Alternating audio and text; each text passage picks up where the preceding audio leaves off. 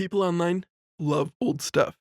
On Instagram, I recently saw people losing their collective minds over the 1956 Frigidaire Imperial Cold Pantry, an impressive fridge that had people emphasizing that their fridges nowadays don't live up to this decades-old machine. And a big picture window hydrator for fruits and vegetables. It tilts down to show you your supply at a glance. And it also lifts out, so you can take it over to the sink when there's a fresh supply to be washed and put away. I mean, I know my fridge does not have a picture window hydrator full of fruits and vegetables that I can take over to the sink. But here's the rub. Gale Pooley went back and found an ad that had a price for this fridge in 1956, and it was $469.95. In 2024, inflation adjusting that using Bureau of Labor Statistics numbers, that would be $5,500. What kind of fridge can we buy for that amount of money? Well, we can get a 72 cubic foot capacity commercial fridge if you want, but maybe that's not your style.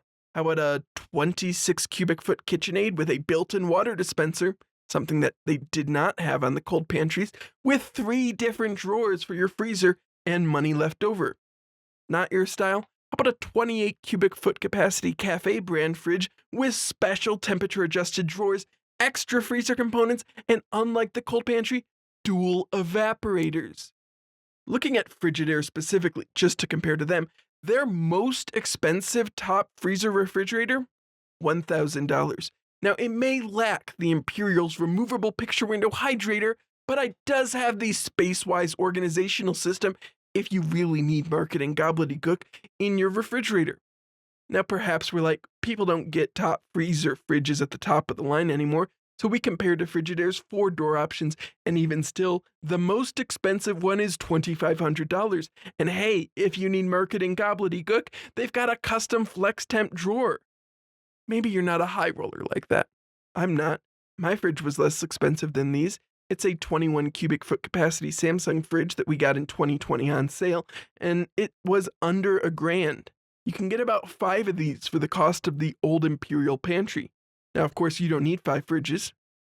Probably. I don't know you specifically, but I'm going to assume you do not need 5 fridges.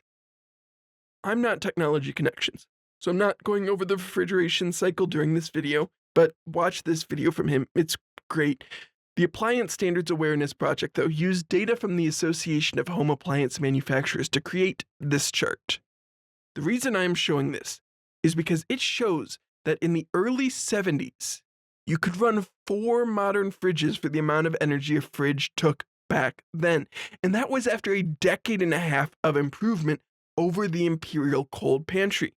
So not only could you buy 5 of my fridge for the cost of the Imperial Cold Pantry, you could run all 5 as well.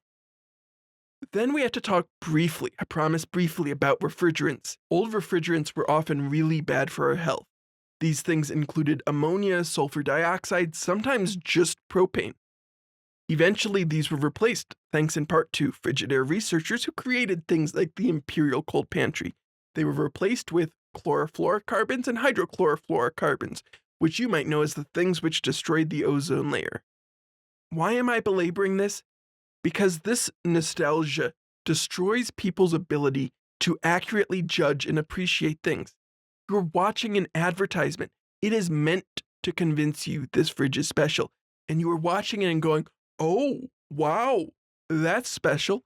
Not to mention that this was the top of the line refrigerator and still is so much worse than we have now. Now, don't get me wrong. The Imperial Cold Pantry is cool. But even watching these ads, I was struck by how it seemed like many of the features were trying to make do with the specific way the cold flowed through this machine.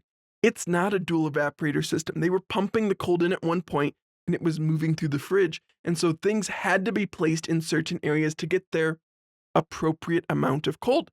And that's cool. I think it's clever, but it doesn't make the fridge better. It arguably makes it worse. But nostalgia, this corrosive force, convinces you that your fridge, which is larger, more efficient, better for the environment, less expensive, is somehow worse because it doesn't have a Miss America winner from the 1940s telling you about how special it is. Believe me, the present has a variety of problems, but the vast majority of things are way better than they used to be. And you should try to experience gratitude for the fact that your fridge is, historically speaking, inexpensive, cheap to run, works well, and keeps your food at a safe temperature. This is incredibly important, and focusing on the lack of a removable picture window hydrator is playing right into the hands of marketers for Frigidaire from the 50s. Why do you need to help marketers for Frigidaire in the 50s? This fridge is worse than your fridge.